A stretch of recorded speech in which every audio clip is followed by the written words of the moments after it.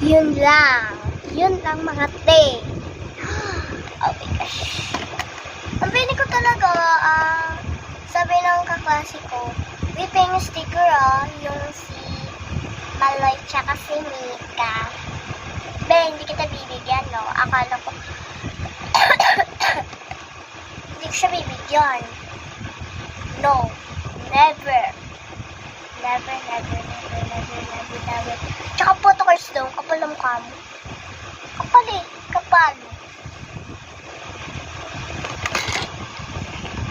Ito kasi, nakita niya to. Tsaka yung keychain. And sabi niya,